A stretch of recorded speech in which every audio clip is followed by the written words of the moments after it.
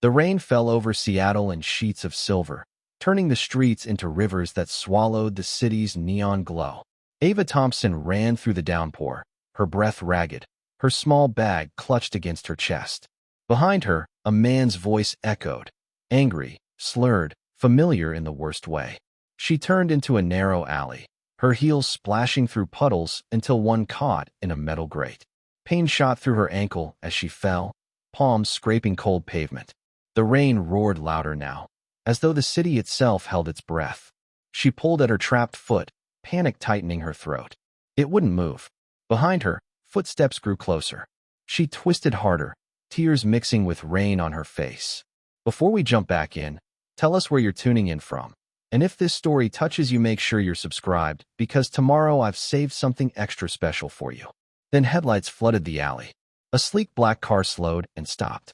The driver's door opened, and a tall figure stepped into the storm. Ava froze, unable to tell if this was rescue or another threat. "Please don't hurt me," she whispered. "I can't go." Liam Hart closed the door softly behind him, rain striking his shoulders. He'd been driving aimlessly for an hour, thinking about the decisions that built his empire and destroyed his peace. Now, before him, a young woman crouched in the rain, eyes wide, body tense. "It's okay," he said, voice steady. "You're safe." She shook her head, still pulling at her trapped foot. "Just go. Please, just go." He crouched slowly, keeping his movements deliberate. "Your shoe's caught. If you stop pulling, I can help you." She hesitated.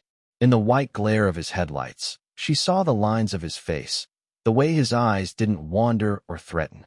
Something quiet lived in him, something she couldn't name. After a long second, she nodded. He gripped the grate's edge, forcing it open just enough for her to free her foot. She gasped, the pain from her ankle making her wince. When she tried to stand, she faltered, and he caught her elbow. "Easy," he said. "Don't put weight on it yet." She stiffened under his touch, ready to retreat, but his hand dropped the moment she found balance. "Thank you," she said softly, voice raw. "I'm fine now." "You're not," he replied. "That ankle looks bad." He took off his coat and draped it around her shoulders. She tried to refuse, but the warmth made her realize how cold she was. "You should see a doctor," he added. "There's a clinic close by." "I can't afford that," she murmured. "And I don't know you." "Then don't think of it as trust," he said quietly. "Think of it as practicality. You need help, and I happen to be here." 3 days passed before Ava saw him again. She'd limped home that night, the stranger's coat still wrapped around her shoulders, his business card tucked in its pocket. Liam Hart, CEO, Hartwell Dynamics. She'd Googled him at dawn. Articles about artificial intelligence in healthcare, photos of a man whose expression never changed, headlines calling him brilliant and heartless in equal measure. Now she stood behind the counter of the Pine Street Cafe, moving carefully on her bandaged ankle. Her coworker Nora raised an eyebrow when she noticed the limp. "You fall again?" Nora teased, pouring coffee for a customer. "Something like that," Ava said, forcing a smile. The bell above the door chimed. When she looked up, her breath caught. Liam stood in the doorway, shaking rain from his coat. For a heartbeat, everything around her blurred. He noticed her stare and smiled faintly. "Looks like we keep meeting in the rain." The same calm tone. But now she heard something else beneath it. Curiosity, maybe even relief. "You," she breathed, then caught herself. Hi. Coffee. "If you're serving," he said, sliding into a corner booth. "Black, no sugar." She brought him the cup, still unsure whether to thank him or pretend the night before never happened. He seemed to sense her hesitation. "How's the ankle?" he asked, eyes flicking to the bandage visible above her shoe. "Sore," she admitted. "But I can walk. Thanks to you." He nodded, taking a sip. "You don't owe me thanks." "I think I do," she said quietly. "Most people wouldn't have stopped." He looked down at the cup, steam blurring his reflection. "Someone once didn't stop for me," he said after a pause. "I guess that changes you." She frowned, wanting to ask more, but the way he said it made her stay silent. Instead, she said, "You left this," and held up the note he'd written at the clinic. "You are safe now. Rest. L." His eyes softened. "I'm glad you read it. You didn't even leave a full name." "Maybe because it wasn't about who I am," he said. "It was about you being safe." "Still," she said, her voice firming, "I'd like to know who to thank properly." He hesitated, then reached into his wallet, pulling out a business card. When she read the embossed letters, her breath caught. Liam Hart, CEO, Hartwell Dynamics. She'd seen that name before, on news articles, interviews, company billboards about artificial intelligence in healthcare. "You're that Liam Hart," she said, disbelief coloring her tone. "You run the company with the machines that read emotions." He nodded once, as if it were a minor detail. "Used to. Now they mostly run themselves." Weeks passed in a strange rhythm. Liam kept returning to the cafe, never at the same hour, sometimes alone, sometimes with a laptop he never opened. They talked about ordinary things: art, the weather, the way Seattle seemed to exist in shades of gray. Beneath those small exchanges, something shifted. Ava found herself smiling more easily, her guard lowering a little each day. One evening, near closing time, the rain grew heavy again, slanting across the windows like moving glass. She sat across from him during her break, sketchbook open. "You draw," he said, noticing the faint lines of pencil on the page. "Used to," she corrected. "I studied art for a while before life got in the way." "What happened?" She hesitated. "Tuition bills. A boyfriend who said painting wouldn't pay for rent." "And you listened?" "For a while." She turned the page, showing him a half-finished sketch of a woman standing under an umbrella. "Now I paint between shifts when I can afford the supplies." Liam looked at the drawing, something flickering in his expression. "You didn't lose your dream," he said softly. "You just postponed it." The words lingered between them longer than they should have. Ava smiled, but didn't trust herself to reply. Later that week, a storm knocked out power in half the city. The cafe closed early, but when Ava stepped outside, she found Liam waiting by the curb, holding an umbrella. "You again," she said, half teasing, half relieved. "You walked home in this weather?" he asked. "I was nearby." Old habits die hard. They walked together through rain-soaked streets, her limp slowing them down. When they passed a mural of bright colors peeling under the damp, he stopped. "You know," he said, "my company once sponsored a charity that used art therapy for trauma survivors. It changed more lives than most of our machines." "Machines don't heal," she said quietly. "People do." He glanced at her, rain dripping from his hair. "You might be right." They stopped at a small bodega to wait out the storm. The neon lights buzzed above them, painting their faces blue. She watched him shake water from his sleeves, noticing for the first time how tired he looked. Not the fatigue of work, but of years spent holding too much inside. "You always look like you're thinking 10 steps ahead," she said. "That's the curse of a planner," he replied. "The future keeps talking louder than the present." "Then maybe you need someone to turn down the volume." His eyes met hers. "Maybe I already found her." The discovery came on a Thursday afternoon, buried in donation files at the Art and Mind Center where Ava now volunteered. She was sorting through old grant ledgers when she found it. The page that stopped her heart.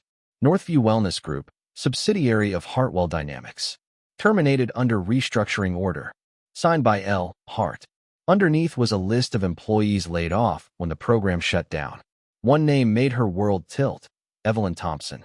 Her mother. Ava sank into the chair, the paper trembling in her hands. Her mother had worked at that rehabilitation clinic for 15 years before being dismissed during layoffs that ruined her health insurance and forced early retirement.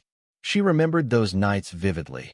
Her mother coughing, bills piling up, saying they called it restructuring, but what they meant was disposable. She'd never known who signed the decision until now. Liam Hart. The man who had saved her in an alley. The man she had trusted. The man she had started to believe in. She read the signature again, stomach twisting. It couldn't be real. Maybe it was coincidence, a different division, a bureaucratic oversight. But deep down, she knew better. The precision of his name left no doubt. Hours later, she waited outside his apartment building, the folded page burning in her pocket.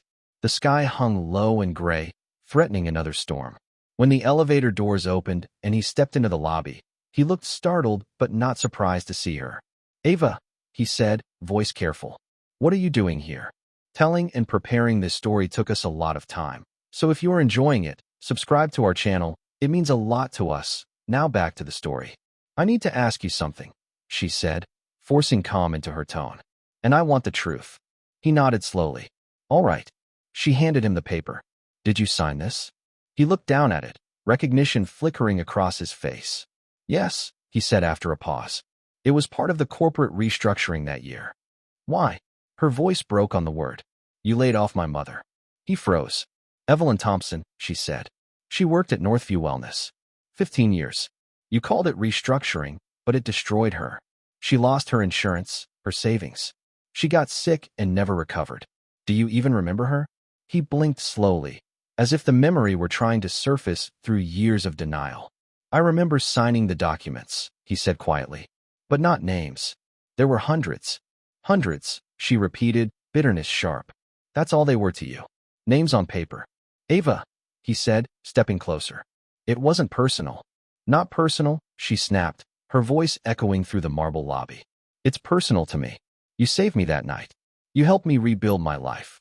And all this time, the reason my mother suffered was because of you. His jaw tightened, pain flashing in his eyes. I didn't know, he said. If I had, you had, she interrupted. You just didn't care.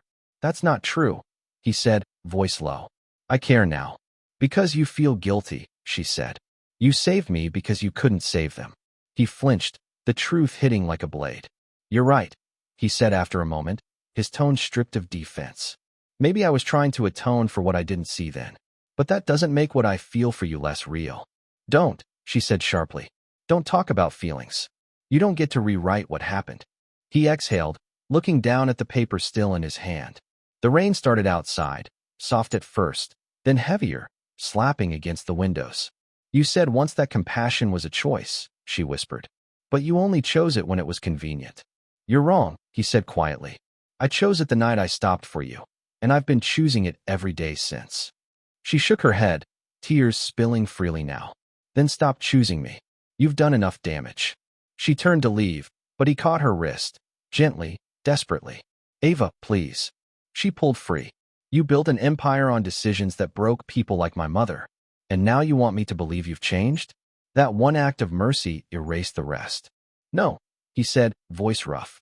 It didn't erase anything, but it made me want to make things right. Then start, she said, her voice trembling but steady. By letting me go. He stood still, rain-soaked light flickering across his face through the glass.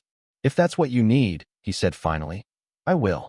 She walked away without looking back. The elevator doors closed between them with a metallic sigh that sounded like finality. Outside, the storm broke open, drenching her as she stepped into the street. But she didn't care. The water blurred everything. The city, the pain, the memories, until all that remained was motion. That night, Liam sat in his dark apartment, staring at the contract on his desk. The paper she had given him, still damp from her hands. He read the name again, Evelyn Thompson. He remembered the day he'd signed that stack of documents.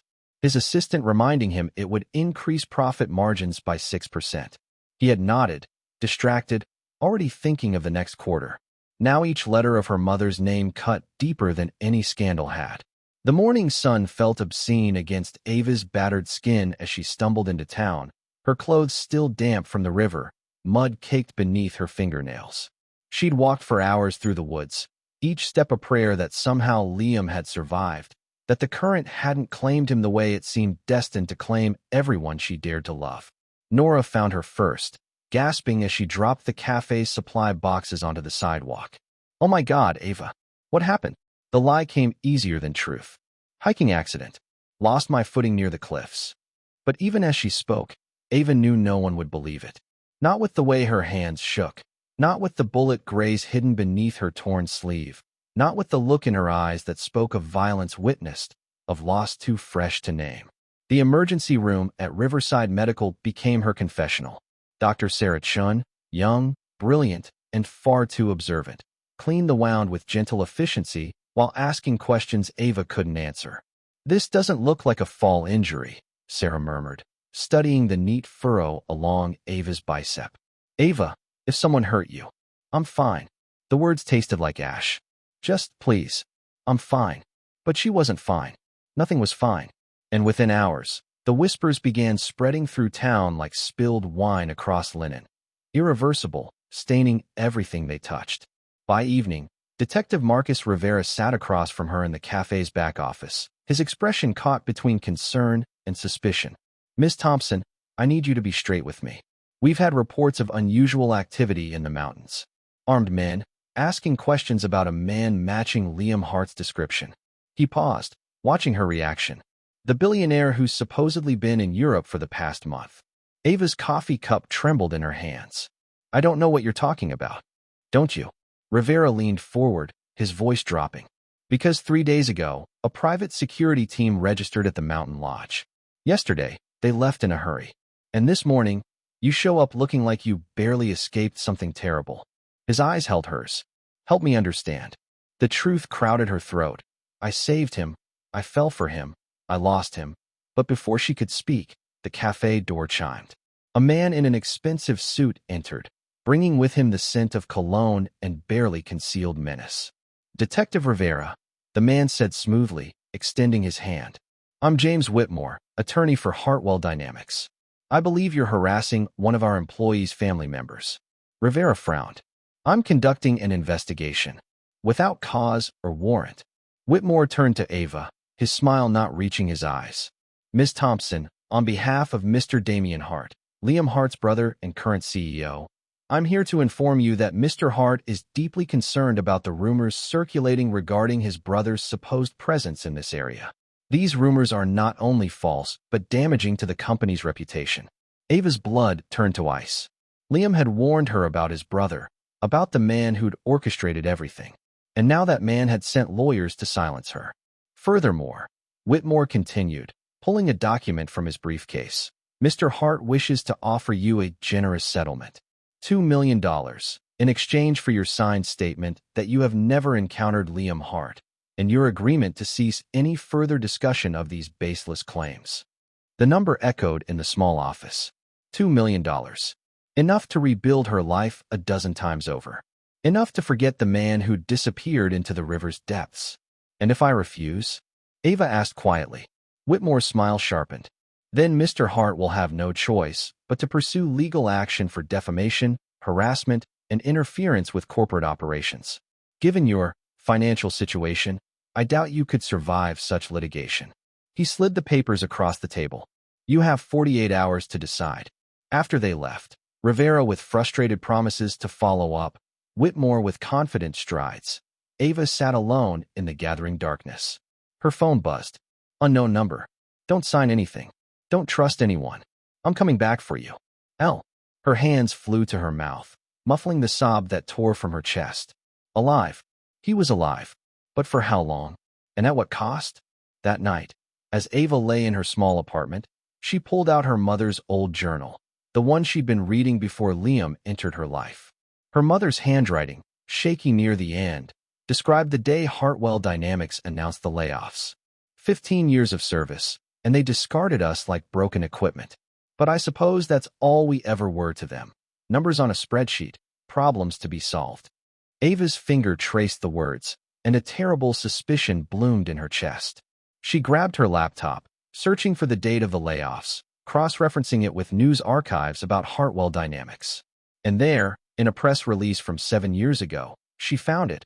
A photo of the executive team responsible for the restructuring initiative. Liam Hart stood in the center, younger but unmistakable, his signature at the bottom of the document. The man she'd saved, the man she'd fallen for, the man currently risking everything to return to her. He was the same man who'd signed the papers that destroyed her mother's life. Ava's phone slipped from her hands as the room spun around her. The universe's cruelty felt almost biblical in its precision. She'd given her heart to the architect of her deepest pain. Outside, thunder rumbled. Another storm was coming.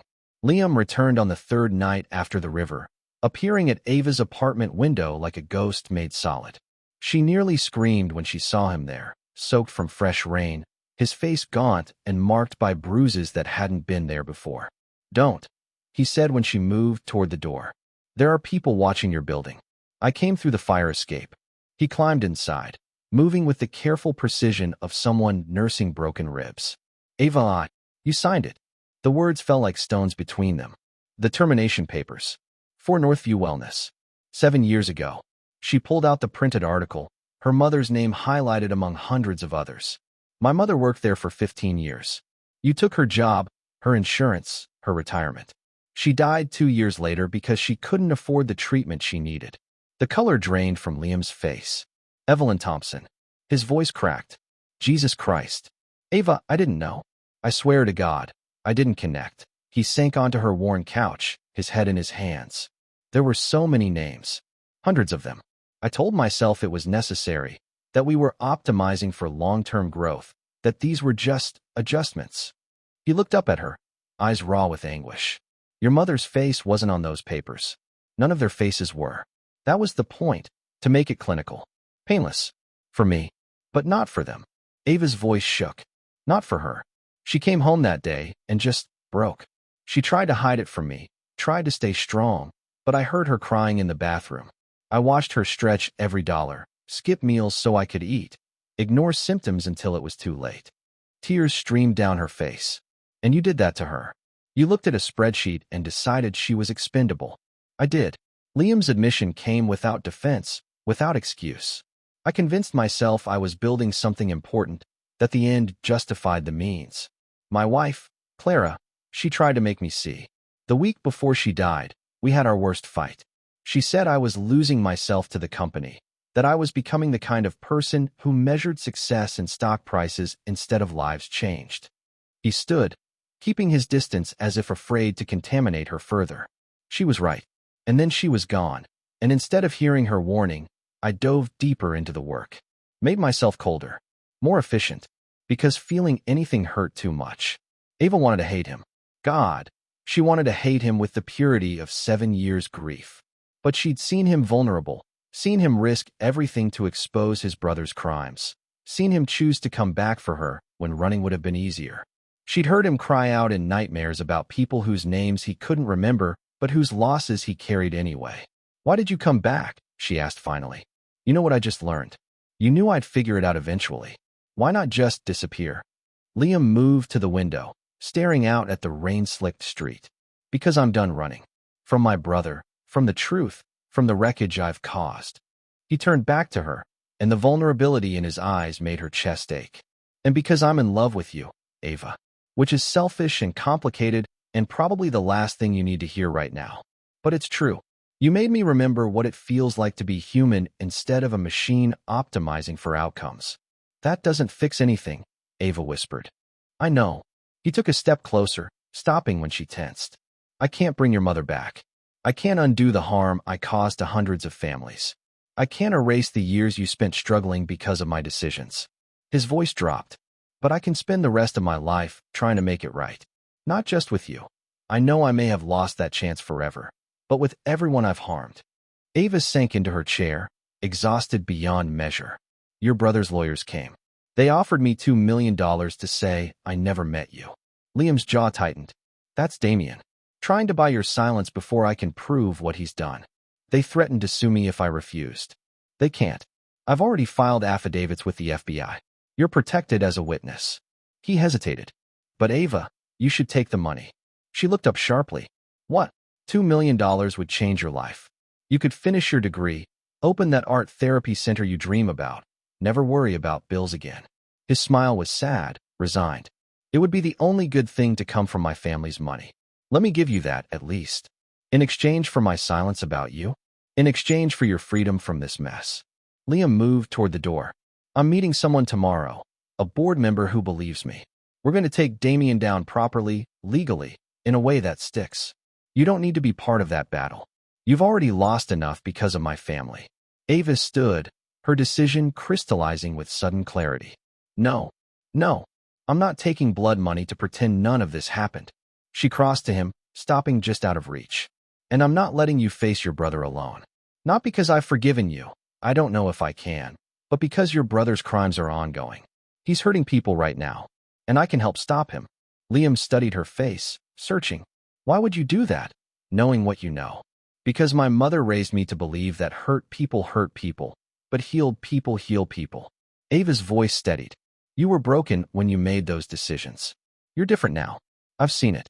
And maybe the way to honor my mother's memory isn't to make you suffer more, but to help you become the person she needed you to be 7 years ago. Something shifted in the space between them. Not forgiveness exactly, but possibility. The fragile beginning of understanding. We leave tomorrow night, Liam said quietly. Victoria Walsh, the board member. She's arranged safe transport to San Francisco. We'll need to present evidence directly to the board before Damien can destroy it. Ava nodded. Then I guess we should get some sleep. As Liam turned to leave through the window again, she caught his arm. Liam, for what it's worth, I think Clara would be proud of who you're trying to become. His eyes glistened in the dim light. I hope so. I really hope so. After he disappeared into the night, Ava opened her mother's journal again, reading the final entry. I'm angry at them for discarding me. But I'm angrier at myself for believing that any corporation valued loyalty over profit. Maybe someday, someone will build companies that remember we're human beings, not resources. I hope I live to see it. I'll try, Mom, Ava whispered to the empty room. We'll try. San Francisco rose before them like a monument to wealth and equality. Gleaming towers overlooking homeless encampments, tech buses navigating streets where people slept in doorways. Ava pressed her forehead against the car window, watching the city blur past as Victoria Walsh's security team navigated traffic with professional efficiency. First time here? Victoria asked from the seat across from them. The board member was exactly as Liam had described, silver-haired, sharp-eyed, with the kind of presence that commanded boardrooms and intimidated senators. Yes, Ava admitted. It's not what I expected. It never is. Victoria's smile held sadness. The technology industry promised to change the world. In many ways, it has. But we forgot to ask whether we were changing it for the better. She glanced at Liam. Your brother thrives in that moral vacuum. He sees only what can be quantified, optimized, monetized. Liam stared out at the passing streets. I used to be the same. Yes, Victoria agreed bluntly. You did, which is why I initially supported his takeover. I thought he was simply you without the sentiment. She leaned forward. I was wrong. You had sentiment. You just buried it under grief and ambition. Damien has none. And a man without sentiment in a position of power is extraordinarily dangerous. The safe house was an unassuming Victorian in the Mission District, its faded paint and creaky stairs concealing the security cameras and reinforced doors that Victoria's people had installed. Inside, a war room had been assembled, computers, documents, photographs covering every wall like evidence in a detective thriller. This is 7 years of Damien's work, Victoria explained, gesturing to the displays. Shell companies, falsified reports, board members he's compromised or blackmailed. He's been planning this takeover since your father's death, Liam. Longer, maybe. Ava moved through the room, studying faces in photographs, executives, politicians, investors. So much power concentrated in so few hands, all of it dancing to Damien Hart's tune. One photo stopped her cold. A fundraiser from 8 years ago, Liam and his wife smiling beside a banner for Hartwell Healthcare Initiative. That was Clara's project, Liam said softly, appearing beside her.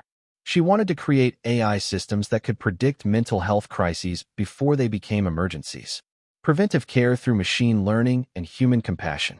His finger traced his late wife's face. After she died, I shut the whole thing down.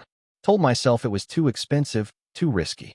But really, I couldn't stand seeing her dream without her there to guide it. What happened to the research? Ava asked. Shelved. All of it. Liam's expression darkened. Damien probably sold it off for parts, turned it into something that generates profit instead of saving lives. Victoria cleared her throat. Actually, he did worse. He's been using Clara's algorithms, but not for prediction, for manipulation. The board meeting is tomorrow at 10 a.m. We need you both ready to testify, to present evidence, and to withstand whatever Damien throws at you. She fixed them with a stern look.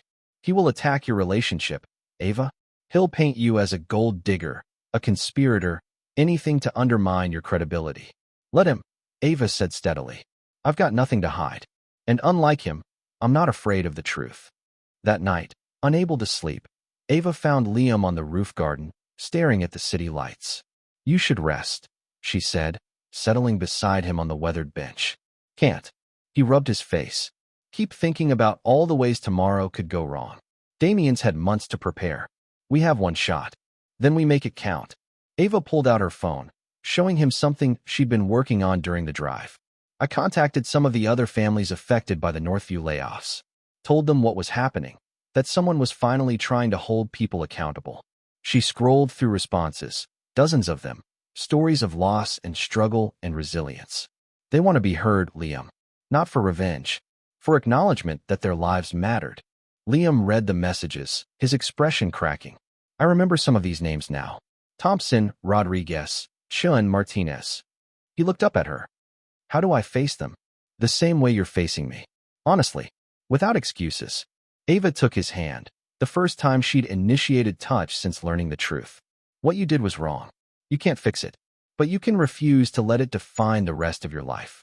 You can build something different going forward. Is that what you're doing? He asked quietly. With me? Ava was silent for a long moment, watching the fog roll in from the bay. I don't know yet. Some days I look at you and see the man who saved me in the rain, who listened to my dreams like they mattered, who risks everything to do the right thing. She squeezed his hand. Other days I see the signature on those termination papers and want to scream. She met his eyes. But I'm choosing to believe that people can change. That who you were doesn't have to be who you are. I don't deserve that grace, Liam whispered.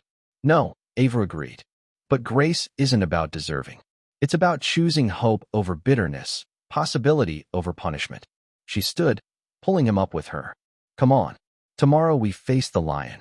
Tonight, let's remember why we're fighting.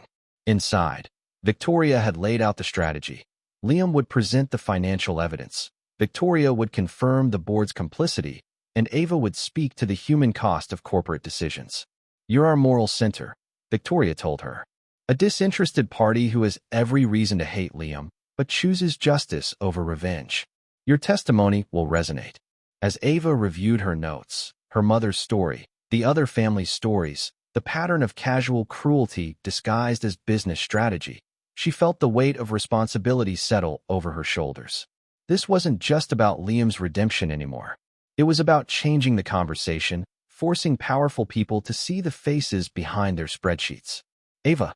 Nora's voice crackled over the phone when she called to check in. Are you sure about this? That lawyer came by again, increased the offer to $3 million.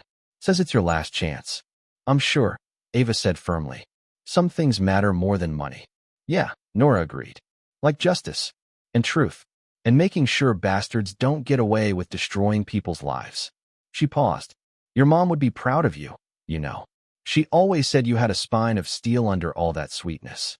After they hung up, Ava looked at the evidence spread across the table. Years of corruption, greed, and casual cruelty, all about to be exposed. Tomorrow would be a reckoning. She just hoped they all survived it. The Hartwell Dynamics headquarters occupied 40 floors of gleaming steel and glass in downtown San Francisco, a temple to technological progress and shareholder value. Ava felt small approaching it, her thrift store dress and borrowed jacket marking her as an intruder in this world of tailored suits and confident strides. You belong here, Liam murmured beside her, reading her anxiety. More than any of them. Victoria's security team flanked them as they entered the lobby, where reporters had already gathered. Someone had leaked the emergency board meeting, and now cameras tracked their every move. Mr. Hart, voices called out. Is it true you've been in hiding? Are the embezzlement charges accurate? Who is this woman with you? They pushed through to the private elevators, Victoria's credentials overriding Damien's security protocols. The ride to the 40th floor was silent, each of them preparing for battle in their own way. The boardroom was exactly as Liam had described. A massive table of polished mahogany, floor-to-ceiling windows overlooking the city, and walls lined with portraits of company founders, including Liam and Clara's father, whose disappointed expression seemed to judge everyone below. Damien was already there, of course, holding court with his loyalists. He looked every inch the successful CEO, perfectly groomed, expensively dressed, radiating confidence. When he saw Liam, something flickered across his face. Surprise, quickly masked. Brother, Damien said smoothly. How dramatic. We all thought you were dead. You certainly hoped I was, Liam replied evenly. The other board members filed in, their expressions ranging from curious to hostile. Victoria took her seat with authority, opening her laptop. This meeting has been called to address serious allegations of fraud, embezzlement, and corporate malfeasance by Damien Hart. Mr. Liam Hart has requested the opportunity to present evidence. This is absurd, Damien said, his lawyer immediately standing. My client has been cleared of all charges. Meanwhile, Liam Hart is wanted for questioning regarding corporate espionage, unauthorized access to company systems, and yet here he is, Victoria interrupted, ready to answer any and all questions. Can your client say the same? The battle lasted 4 hours. Liam presented financial records showing how Damien had systematically siphoned funds through shell companies, falsified reports to inflate stock prices, and blackmailed board members who questioned his methods. Each document was meticulously sourced, each transaction traced to its origin. Damien countered with his own evidence. Emails Liam had sent during his years as CEO, decisions that prioritized profit over people, layoffs ordered without regard for consequences. My brother wants to paint himself as a reformed man, Damien said, his voice dripping with disdain. But look at his record. He's the one who built this company on ruthless efficiency. He's the one who taught me that sentiment is weakness. You're right, Liam said, his voice carrying across the room. The admission shocked everyone into silence. I did build that culture. I did make those decisions. I convinced myself that the end justified the means, that growth mattered more than the people I crushed to achieve it. He turned to face the full board. I was wrong. Catastrophically, unforgivably wrong. And I spent the last 6 months trying to understand how I became that person. He pulled up a new document on the screen, the Northview Wellness Termination Papers. 7 years ago, I signed off on layoffs that destroyed hundreds of lives. I didn't look at their faces, didn't consider their families, didn't care about anything except quarterly earnings. His voice roughened. One of those people was Ava Thompson. 15 years of service, laid off at 53, lost her health insurance, died 2 years later from treatable illness. A photo of Ava's mother appeared on the screen, smiling, vibrant, alive. Ava's breath caught. Evelyn's daughter is here today, Liam continued. I saved her life 6 months ago, purely by chance. And she saved mine, even after learning that I'm responsible for her mother's death. He looked at Ava, his expression raw. I can't undo that harm, but I can refuse to perpetuate it. I can build something different. Damien laughed, sharp and cruel. How touching. My brother's redemption arc, starring some cafe waitress he's sleeping with. Tell me, Miss Thompson, he turned his predatory smile on Ava. How much is he paying you to play the forgiveness angel? Nothing, Ava said, standing. Her hands shook, but her voice stayed steady. In fact, your lawyers offered me $3 million to stay quiet. She pulled out her phone, displaying the offer email. I refused. She walked to the front of the room, ignoring the stares. My mother worked her entire adult life. She believed in loyalty, in doing good work, in the promise that dedication would be rewarded. Ava's voice cracked. Instead, she was discarded. And when she got sick, the system your company helped create let her die. She turned to face the board. But here's what I learned. Hurt people hurt people. Liam Hart was broken when he signed those papers. He'd lost his wife, lost his way, and turned himself into a machine because feeling anything hurt too much. She pulled out her mother's journal, worn and tear-stained. My mother wrote, near the end, that she hoped someday someone would build companies that remember we're human beings, not resources. Ava looked at Liam. He's trying to be that person. And yes, it's too late for my mother. Too late for hundreds of others. But it's not too late to change course now, to build something better for everyone who comes after. The room was silent. Then Victoria spoke. I have additional evidence. She displayed a series of recordings. Damien discussing how to frame Liam, ordering the car sabotage, threatening board members who questioned his leadership. These were provided by his former head of security, Marcus Stone, in exchange for immunity. Damien's mask finally cracked. You're all fools, he spat. Liam is manipulating you with sentiment and sob stories. Business requires hard choices. Sometimes people get hurt. That's reality. No, Liam said quietly. That's cruelty disguised as necessity. And I'm done pretending they're the same thing. The vote was called. One by one, board members raised their hands to restore Liam's access, to launch an investigation into Damien's activities, to implement new ethical oversight. When it was finished, Damien had lost everything. As security escorted him out, Damien looked at his brother one last time. You'll fail, he said. Your precious ethics will bankrupt this company within a year. Maybe, Liam acknowledged. But at least I'll fail as a human being instead of succeeding as a monster. After the meeting, as reporters shouted questions and cameras flashed, Ava found herself standing at the window, looking out at the city below. Liam approached quietly. "Thank you," he said, "for telling the truth, even when it was complicated." "That's the only kind of truth there is," Ava replied. She turned to face him. "So what happens now?" "Now," Liam smiled sadly. "Now I figure out how to rebuild a company with ethics instead of excuses. It'll take years. I'll probably lose a fortune." He reached for her hand, hesitating until she nodded permission. "And I hope, if you're willing, that you'll help me remember why it matters." Ava looked at their joined hands, thinking of her mother, of all the families destroyed by careless decisions, of the man before her who was genuinely trying to be better.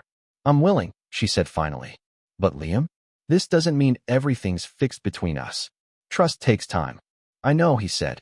"I'll spend as long as it takes."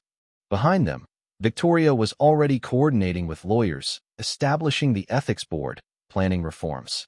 The work had only just begun, but for the first time in years, Ava felt something like hope. 8 months later, Ava stood in an empty warehouse, blueprints spread across a table. The Future Haven Foundation Art Therapy Center, funded by Liam. "The studio goes here," she told the contractor. "My mother would have loved this." Nora appeared with coffee. "Your Billionaire's on the news again." Liam looked older, humbler. "We've added community voices to the board," he told the interviewer. "Our stock dropped. I'm okay with that." When asked if he was the tech industry's conscience, he laughed. "I'm just trying to make better choices today than yesterday." Ava felt pride and ache. Their bond defied definition: daily texts, occasional visits, 2 shared kisses, and a fragile, careful distance. That afternoon, Liam arrived with Mia, a child testing a prosthetic arm. "Look, I can paint now," she beamed. Ava smiled. "Maybe you'll paint our mural, lots of butterflies." Liam handed Ava a folder. The restitution fund made its first payments. "Your mother's name is on the list." Tears welled. She'd have hated needing this. Maybe she'd be glad someone tried to make it right. They watched Mia dance in sunlight. Ava asked, "Why do you keep coming back?" "Because here, I remember who I want to be," he said. "And because I love you, Ava." Up next, we have 2 more incredible stories that are waiting for you. Just click the image you want to watch, and it will take you there. If you enjoyed this video, make sure to subscribe. It would mean a lot.